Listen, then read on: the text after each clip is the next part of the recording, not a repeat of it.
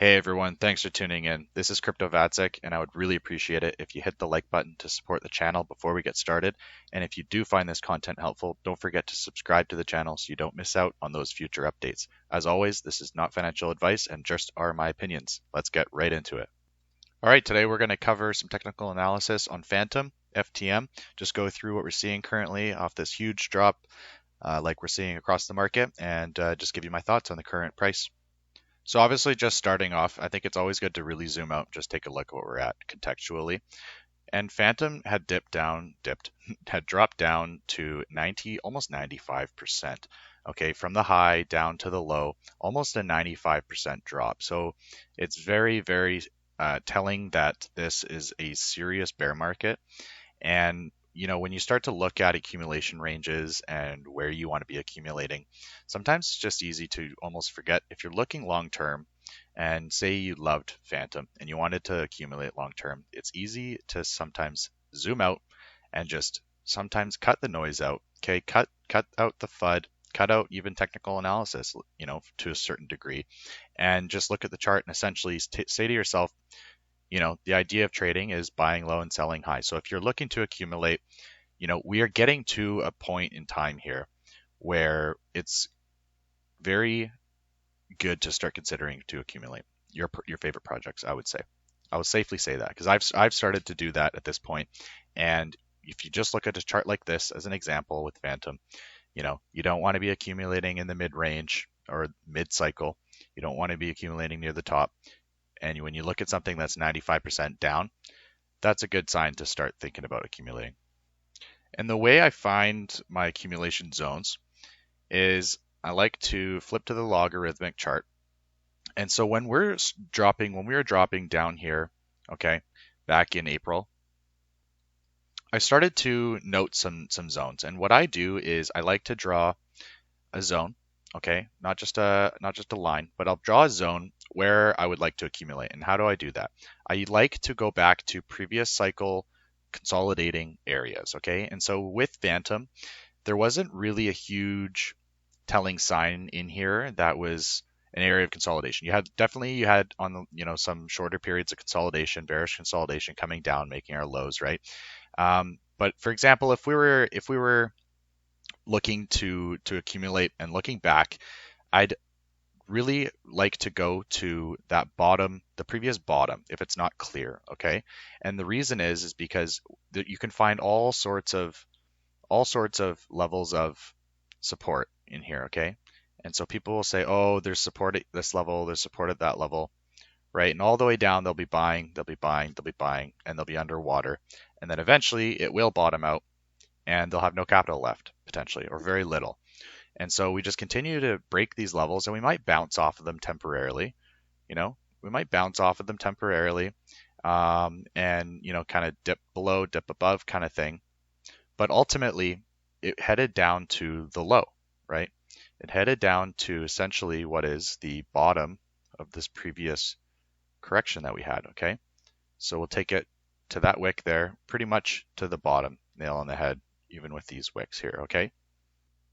And so that's why sometimes it does look very scary, right? When you start to look at those accumulating zones and you just try to see where price might be headed, it can be very scary sometimes how far it can go down, right? And there's just no clear indication in here that tells me, oh, it's going to probably bottom here because it found a level of support, few times, 3 or 4 times, it really held off. And then once it got above that level, it took off kind of thing. So that's the level that I think it's going to bottom at. Instead of guessing, it's better, in my opinion, to, plan for the worst, essentially, right? Have a plan for the worst possible scenario. And because even if we don't bottom at that point, it's fine. Then we did bottom and you can start buying and you can buy the breakout and accumulation area once we start taking off again. So it doesn't just V reverse after a bear market is my point. There's going to be time to get into long-term positions anyways, okay? Okay, so let's move into what we're seeing here. Closer up. So really, one of the key things, I like to go to those origins of the breakdown, right? And so you start looking back and basically we have a couple here, okay? So origin of the breakdown, basically where that market structure breaks. We're making higher lows, higher lows, higher lows, and then we finally make a lower low here, okay? So that's one. And then the next one here is from this low on a macro scale, okay, coming down and really trying to hold this level, which it broke down from, okay? So that's my next level of interest. Now zooming in a little closer, we've got this breakdown origin right here, okay? And so what we've done is we've flipped this first origin, basically, that first breakdown level right here, or first of these three, in so to speak. Okay, we came up, it acted as resistance here, wicked above, came back down again, and then finally broke above, violating this origin of breakdown, coming back down and retesting it. And I did not expect this green candle to shoot up like this. I will tell you that much, okay? That obviously there's something else at play here. However, it stayed true to the TA theory that this is now that SR flip from resistance into support. And what you can notice now, just by looking at this, is what did we do? We came almost all the way up, faster than expected, but almost all the way up. Take it with a grain of salt, right? Is this origin of this breakdown back here, okay? That led to the downfall afterwards, okay? So we came back up and now we've just retested this as resistance. Obviously there's supply up here. I guess there was not much supply above this level, right? Once we got above this level, there wasn't much supply to get dumped on from, and it shot right up, probably stopped out some shorts potentially, and people were buying, potentially accumulating in this area, okay? And then shot right up and now coming into that as resistance. So obviously, again, just same thing, right? We want to flip that level into support, but I don't think that happens right away. I think that there could be some playing around in this zone potentially, okay, on a higher time frame, and we'll get into the low time frame stuff too soon. But what I like about this 30-cent level is that there's higher confluence with this level when you take the line over, okay? So again, I usually use zones, but we'll keep it as a line for now. But I think on a higher time frame like the daily, you won't see these much as deviations. You probably see it closing closer to this line, this horizontal here. But anyways, we've got support, resistance, support, support, support.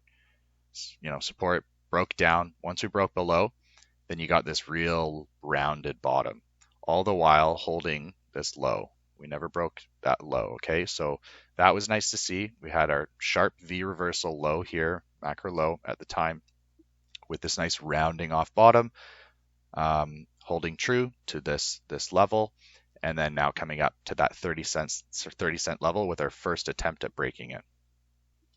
And so for me, 30 cents is that critical macro level, that SR level, that eventually I want to see flipped. And see what the fib's doing here on this move down. So we've got the 618 sitting right here. So if you thought this was coming back down, then maybe we have a bit more of a push up to the 618 and then back down. Or potentially coming up to this this origin here that I had marked out, which lines up with the 786 quite nicely. So basically, if we are heading further, since we've tagged this 30-cent area as a target already, if you had gotten long, if you're looking to get long, I'll get into some lower time frame here in a second to show you what I would do in that case. But on macro scale, my targets would be up here at around 37, just under 37 cents, okay, and ultimately sweeping this high, okay, and then just from that point on would be this next high from here, okay. So that would be the kind of the final target on a shorter time frame trade, because afterwards we've got a large jump all the way up to this previous low, lining up with that fib a little bit as well, but a very large jump from where we are now, okay, up to that previous low with inefficiency in this area, okay, is, I missed it, 1 sec. Yeah, I mean, okay, we're talking 280% here. Don't get overly excited. It would take a serious bear market rally for that to happen. However, if we do get above some of these critical levels that I've been talking about and take up this inefficiency here in this price here, that's that previous low, which I'd be targeting, okay, on a bear market rally, keep in mind. So that's kind of the higher time frame stuff. Let's jump into low time frame. Okay.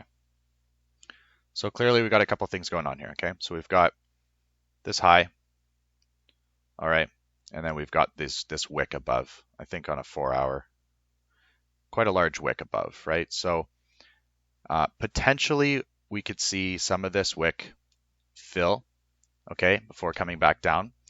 I'm not ruling that out, this wick up here, right? That long wick shooting up. There's obviously supply resistance up there, but we've got this level here that we've now flipped, okay, with confidence. So I'd like to see that level hold. Let's see what the fib does. Okay, we got some confluence there with our 618 with this region. Okay, so if you're looking to get long, I'd be closely watching that area. And what I would like to see for that is pretty specific. Okay, so keeping in mind that this could push and fill some of this wick before coming back down. Okay, so getting front ran is a real possibility here, but what I'm going to be watching closely is this level. Okay, and it's fine if it breaks through, right? Because you got clear invalidation here, lose the level, you know, I'm out of the trade kind of thing. But what I would like to see is, say we keep coming back down, okay, I would like to see make a low and maybe even deviate a little bit below, okay?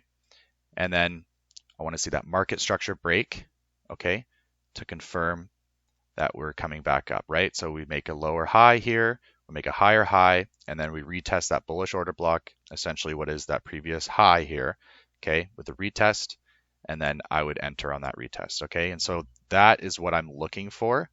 If we get something different like this, where we come back down, okay, and we make our low, and we just kind of get this choppiness up like this, that to me is not a clear market structure break. It doesn't have strength and it looks weak, and it's just bouncing temporarily off of this area over here, and I would expect it to deviate and violate this trade. Okay, so that's something that I don't want to see if you're going long.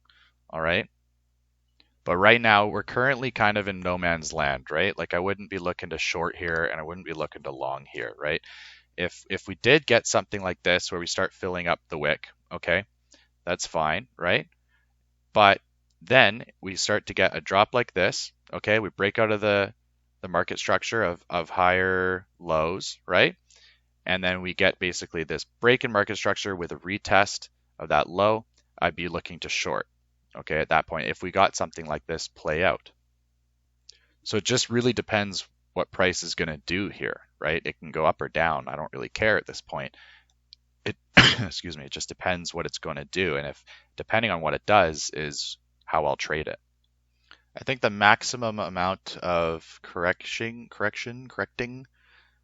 level would be here for me, right? I'd still look to go long. If we came all the way back down here and we lose this on a lower time frame, and we're ultimately just testing this zone here, origin of that breakdown right there, right, where price is pinching, broke down, and then regained it. That to me would still be an area that I'd be interested in longing, so long as we get that same structure that I've talked about, right? Like that market structure break, okay, and get out of that low quickly, without creating that rising wedge kind of price action where it could just elevate or down, okay? But all in all, I mean, I like Fantom. You know, it had a huge run in the bull run. It has, you know, I mean, a lot of coins look like this. They look dead. They look like they'll never recover. And that's what bear markets do to us, right? So, you know, choose your projects wisely that you're looking to accumulate, but you can trade almost anything in this market. And, you know, there's not a lot of volatility, so it's harder at this point, right? It's very difficult at this point in time. So if you're getting chopped up, I'm sure a lot of others are too, including myself. So keep at it, keep working hard, and I hope you found this video helpful, and I want to thank you again for joining. I would really appreciate it again if you please hit the like button to support the channel, and we'll see you on the next one. All right, cheers.